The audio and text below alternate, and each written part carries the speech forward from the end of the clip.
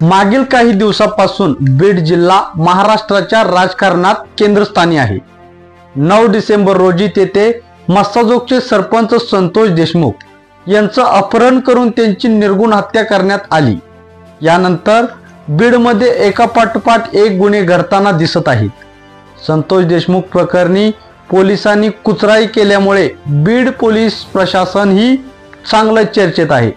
येथील काही पोलिसांचे थेट मुख्य आरोपी वाल्मिक कराड यांच्याशी संबंध असल्याचं समोर आलं आहे। या सगळ्या घडामोडी ताज्या असताना आता बीड जिल्ह्याला हादरवणारी घटना समोर आली आहे।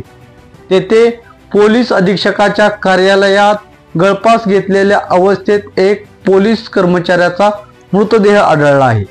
अनंत इंगळे असं संबंधित पोलीस कर्मचाऱ्याचं नाव आहे। आज पहाटे त्यांनी पोलीस अधीक्षक कार्यालयात ड्युटीवर असताना टोकाचं पाऊल उचलल्याची माहिती समोर आली आहे। इंगळे यांनी अशा प्रकारे आपल्या आयुष्याचा शेवट का केला, त्याच्या आत्महत्येमागे नेमकं कारण काय याची माहिती अद्यापही समोर आली नाही। इंगळे यांनी आत्महत्या केल्याची माहिती यांच्या नातेवाईकांना देण्यात आली आहे। पोलीस घटनास्थळाचा पंचनामा करीत आहेत।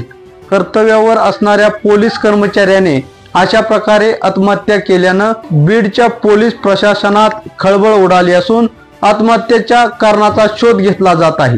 नातेवाईक घटनास्थळी दाखल झाल्यानंतर त्यांना कसला तणाव होता का यामागचं कारण समजू शकत नाही। या आत्महत्येशी सरपंच संतोष देशमुख हत्या प्रकरणाशी काही संबंध आहे का याचा तपासही पोलीस करीत आहेत।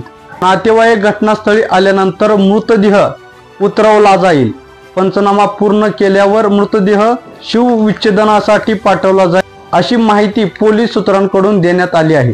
या घटनेचा पुढील तपास पोलीस करीत आहेत।